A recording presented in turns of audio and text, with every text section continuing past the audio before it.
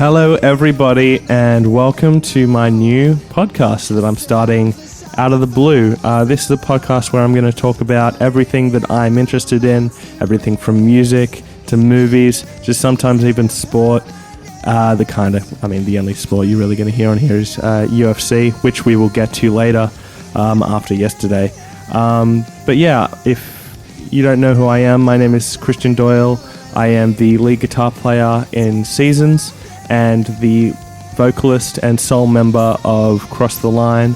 And welcome to this podcast if you're listening. Thank you for tuning in. I've always wanted to do something like this to show you what I'm interested in and talk about what's been going on. And we're going to start off today with some pretty exciting news in SEVSONS world. And that is our songs have been charting on the Triple J Unearthed charts. It's come out of nowhere. They've been charting for a week now, and we only found out today. If you didn't know, we released our first single from our upcoming debut album. We released it a couple of months ago, and it's called Nebulous. And then yesterday, we released our second single, And Beyond.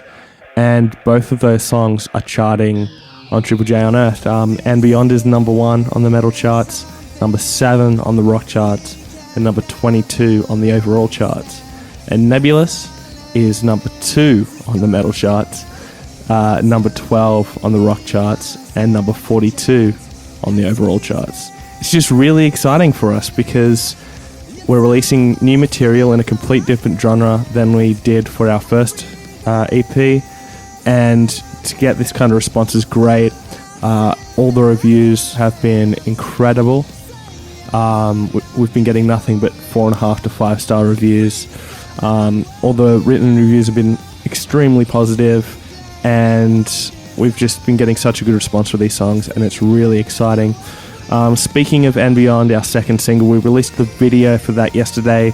It's just a simple video to go along with the song, nothing special, but the song is really something special to me and the rest of the guys. It was one of the only songs we wrote together, jamming, and then Reese wrote some really personal lyrics to it.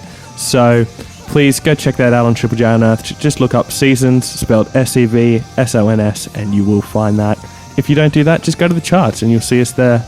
And also, I want to give an update on the recording of our debut album, which is going really well.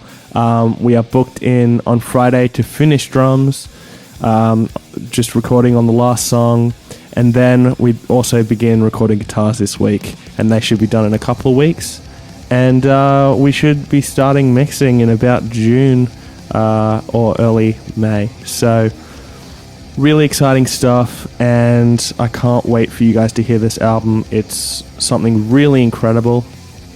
We've put our heart and soul into it, and it's like nothing we've ever done before. So I'm really excited for you guys to hear it in probably about July, or worst case early August. So moving on to some music news, reviews kind of stuff. It's been a big week. I may go past just this week because there's been a lot of stuff that's been going on and I haven't been able to talk about it. So we're going to start off with something that happened today, which is Architects, one of the best metalcore bands in the world. They released their first single off their upcoming album today, and it's called A Match Made in Heaven. It's off the upcoming album All Our Gods Have Abandoned Us, and that's coming out on May 27th. And this song is a banger. It is so brilliant how good this song is. You can tell from the opening riff with the vocals over the top that this song is going to be something big, and this song is going to be huge live. They took a huge step up on their last album, Cycle Full Lost, Forever Lost Together, playing venues like the Roundhouse in London. So they haven't really changed their sound now between Lost Forever, Lost Together and this one, but I think that's a very good thing because Lost Forever, Lost Together was the best album they've ever put out. it was the first album I heard from them, and I was instantly hooked. And for them to continue going like that is really great, and I can't wait to hear the rest of the album. It's a brilliant song. Please go check it out on YouTube if you can. Also, Baby Metal released their new single. It's called Karate. It's off their upcoming album, and I've had a big problem with Baby Metal since they first came out, and I have to swallow a bitter pill here because this song is great. There are a lot of people saying it's brilliant. I don't quite agree with that. I think it's good. I think it's better than good. I think it's great. It's really catchy, and the metal behind it is really, really good. But yeah, it's still Baby Metal. You know what you're getting into. It's not going to be brutal. It's still going to have those poppy K-pop vocals over the top. And, that's not exactly a problem. So, yeah, a good song from Baby Metal. I've heard the album is really great, so I can't wait to get my hands on it in a month's time. But, yeah, it's a good song, and I hope it's a great album. Up next, we've got PVRIS, spelt PVRIS, for those of you who don't know. They released a new single from a deluxe edition of White Noise that'll be coming out in a month or two. It seems to be a thing with Rise Records doing deluxe editions of albums. I don't quite get it. I kind of have a problem with it. I kind of have a problem with reselling your album with a couple of extra songs on it. I think it would be a much better thing if they released the album, and then if they had 4 or 5 songs on the side that they wanted to release separately, just release an EP. That's how we used to do it, and that's how many labels still do it. But, I mean, there's a new band out of London now called Creeper who have released EPs, and they're brilliant. There's nothing wrong with EPs. You're still getting your money's worth, but Rise Records seems to have an obsession with selling the same products twice with a couple of extra things added. And so I have quite a bit of a problem with that.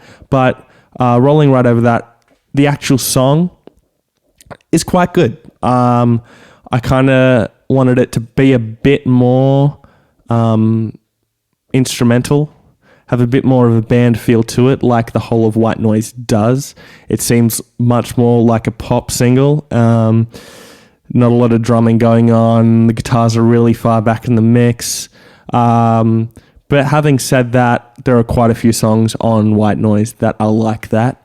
I think them just releasing that as a single, given their popularity now, I hope it's not an indicator for what's to come. I really hope they keep releasing songs like Smoke and Let Them In, and tracks like that. I really hope they keep doing that. And but other than that, it's a good song. I really enjoyed it. I just hope they have some more band-filled songs in the future. Moving right along, we're going to talk about the new album from Tonight Alive. It's called Limitless. Came out this week. And I was really excited for this album. And the singles have all been pretty good. They weren't the style that we're used to from Tonight Alive, but they were still good. I still enjoyed them. But I did hope there would be some more rocking songs on the album. And boy, was I wrong. It's actually the complete opposite. And this album is a complete... There's no other way to put it. It's a complete letdown. And I really didn't enjoy it. The first 5 songs are great, but that's because the first 5 songs are the singles that came out before. And, it was the right decision choosing those songs for the albums because they're the best songs on the album. So it starts out with To Be Free. It's a great song. Oxygen is a decent song. Human Interaction, good song. Drive, decent song. How Does It Feel? Great song. And then we get to the mush, the bottom of the barrel, crappy, it's just not good. The song after How Does It Feel, the 5th track on the album, is called Waves. I checked my phone after Waves, thinking, God, it's got to be close to the end of the album now, because I am sick of this. And it had only been 1 song since the last good song. So that is kind of an indicator of the second half of the album. It's just boring. There's no other way to put it. It's just boring and uninspired. You don't believe it. It doesn't sound believable. It just sounds like computers. It doesn't sound like a band in a room. And that's really such a shame because they're coming off the back of The Other Side, which is a phenomenal pop punk album. It's great. I have no problems with it. It's what got me into the band. And then I saw them live and they pulled that off live as well. And then to follow that up with this, it's just a huge letdown. I expected so much more from this band just because they've done great in the past. The first two albums are good. You know? The first album is good. The Other Side is great. And I really wanted them to push the boundaries on this one. And instead, they took a step back and did something really uninspired and really boring. And it's just such a shame because I was really looking forward to the album. Up next, there's another album that came out this week from Hands Like Houses. It's called Dissonance. And I've never been a huge fan of Hands Like Houses. I think they're good at what they do. They're one of the front runners in the genre, and it's cool to see a band in the genre of post-hardcore that don't use screaming. And I really enjoy that because, I mean, my band Seasons, we were a post-hardcore band, and we relied on the screaming, singing combination, and we find it really uninspiring. And that's why we changed now. Now we don't use screaming very much at all. It's all plain singing now. And we're playing a completely different genre of music. A genre of music that Hands Like Houses, you can tell, take influence from. That genre being progressive rock. But this album, it starts off really well. I Am is a banger. It is a pure banger. This song started and I was in straight away. And this album is good. It's not great. It's above average, but it's good. After a while, all the songs start to sound the same. There's no real change in mood or pace throughout the album. It's all consistently one beat. It would be good if they put in a softer song, not acoustic because that's what everybody does, but just something a bit more airy. A song where the vocalist could flesh out vocally and really show us what he can do. But you know, high moments on the album are really the singles. I Am is great. New Romantics is a great song, and Glass House is a great song. They're the only real memorable ones from the album, to be honest. It's not an album that I'm rushing out to listen to again, but it's good. Again, not great. It is above average, especially considering some of the releases that have come out lately. And yeah, it's a good album. I've got nothing really bad to say about it. Just it needed some change. It needed something to change up the tone throughout the album, and they didn't give that to us. Moving right along now, I'm going to talk about some movies. If you know me well, you know that I love movies with all that's in me. I've been a movie fan for not very long, actually. It's only been about a year, 2 years, but I've dove straight in. I'm a huge fanatic now. I love watching all the movies. I watch something like over 100 of the new release movies every year, and you know, this year I was hugely invested in the Oscars and had watched all the films that were nominated and all that kind of stuff. And so yeah, I'm going to talk about some movies, and this week there was only a limited amount of news. We found out that Star Wars Episode 7, The Force Awakens, my favorite movie of last year. You may be able to tell that I'm a bit of a nerd, especially doing a podcast by myself, but hey, there's nothing wrong with being a nerd, I don't think. Anyway, The Force Awakens will be out on April 1st digitally and April 5th on Blu-ray, and I cannot wait. It's going to be so good to be able to watch that movie again. I saw it 3 times in the theaters. I wanted to see it more, but, you know, I've got a band to be in and write songs for, so I couldn't spend all my time in the theater. So it's going to be really great to have that in my possession.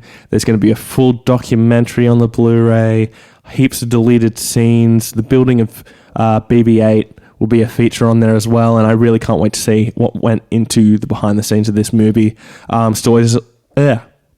Star Wars always has a great record of releasing some really good documentaries on how they make their films, so I'm really excited to check that out, and of course to analyze every single second and every single frame of that film, see if I can find anything I missed the 3 times I've seen it already.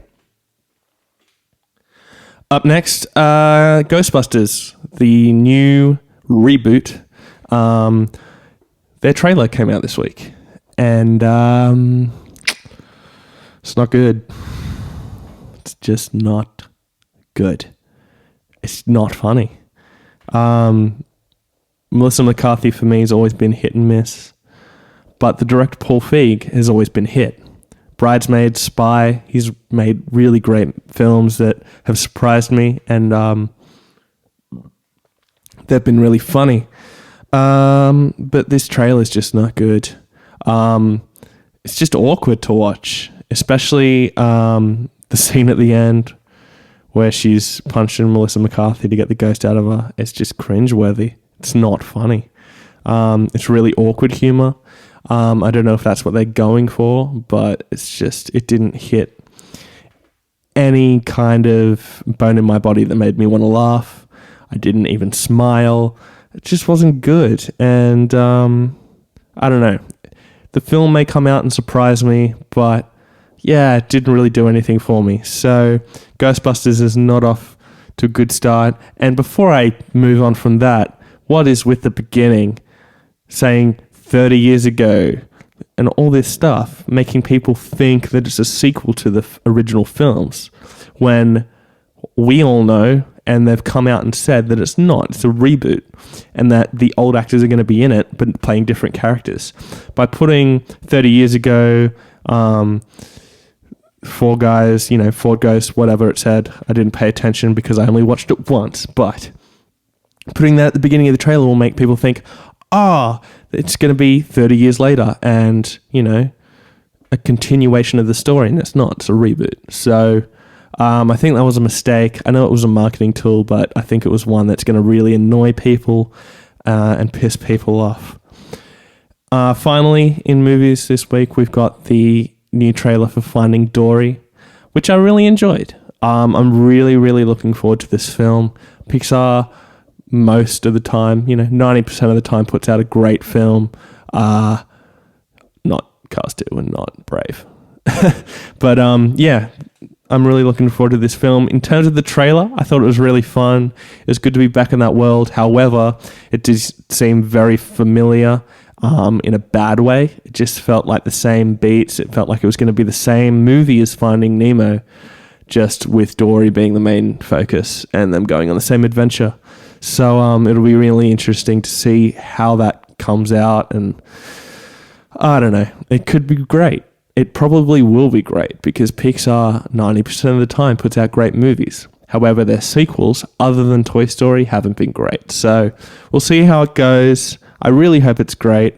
And yeah, that's all I have to say on that subject. Animation looks great, but we'll see how the story goes.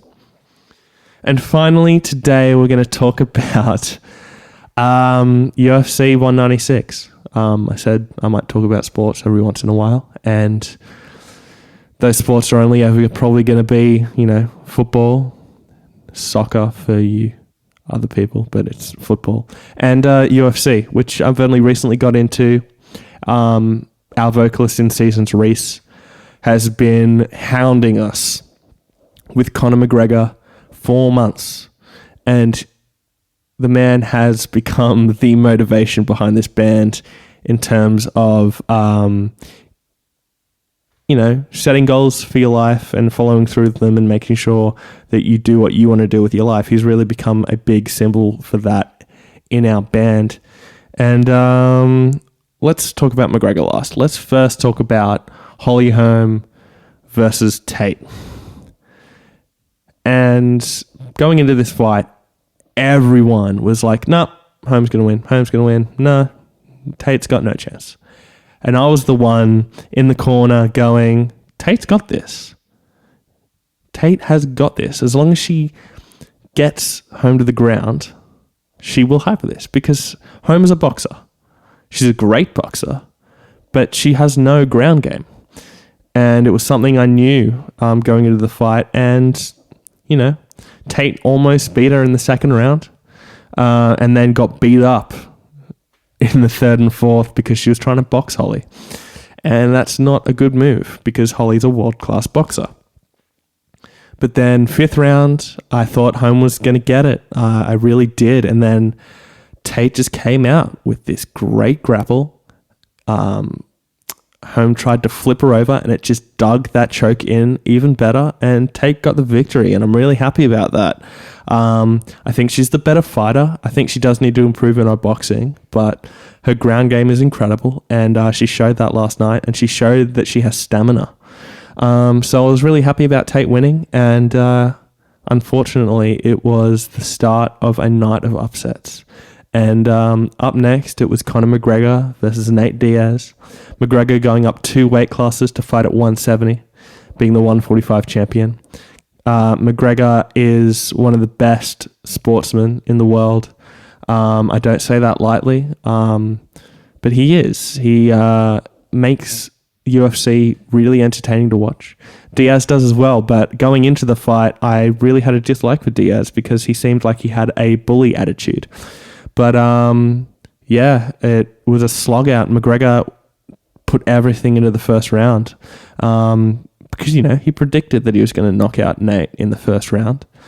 And it would have come as a shock to McGregor to see Diaz take those shots as well as he did, because if he hit anyone in the 155 or the 145 with those shots, they'd be out. But Diaz took him, and he held on. He was busted open early, but it didn't faze him at all. And you could see going into the second round, McGregor was tired. He was winning the first half of the second round again, and then just he'd put all his energy into those first 1.5 rounds, and just you could see him tired, and he was wobbling around. And then Diaz hurt him in the body, hit him with a few shots to the face, and then McGregor went for the ground game, and he doesn't really have a great ground game. So Diaz got him with the choke, and McGregor tapped out, and it was shocking. The pub I was in went completely silent. Nobody could believe it. I couldn't believe it. Yeah, and it was a major loss for McGregor. He's now going to have to go back down to 145, defend his championship, which he'll do. I have no doubt that he'll come back stronger than ever, and he'll win against whoever he faces to defend the title, most probably Aldo. And I think he'll come back. I think he'll go and try and get that 155 belt before he moves back up to 170. And then, you know, we'll see how it goes. But the way he handled the loss was really, really great. I was really happy with how he handled it. I really hoped that he wouldn't make heaps of excuses and try and blame outside things for the loss, and he really took it on the chin, took it like a champ, and showed what a real sportsman is. He's humble in victory, and he's humble in defeat, and I'm really happy with how that came out. So McGregor, recover, come back, kick some more people's ass, then get back up there and beat Diaz. So that was the first episode of this podcast.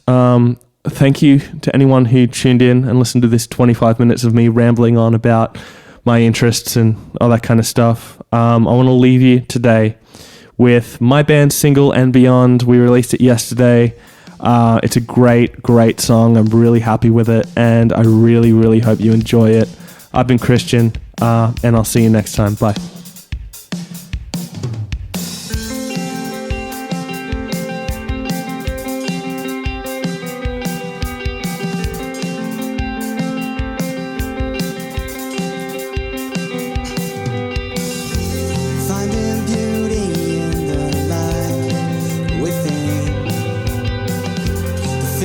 Colors of our home.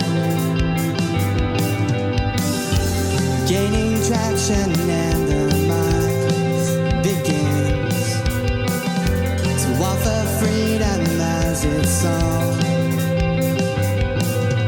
Sweet darkness she haunts, hides away, she bides her time, decides she'll stay, concealed in my mind, a hidden state, destined to wear me, but I will rise with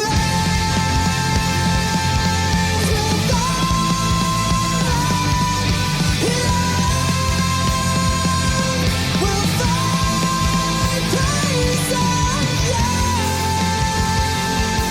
we know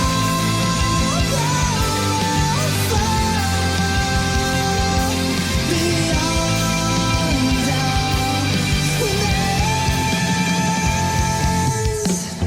the setting sun will rise again. I feel its warmth and I am yearning for a place to rest. And as it stands, I'm not making sense, but I know I'm a lone voice in a sea of ignorance. Darkness she haunts, hides away, she bides her time, but I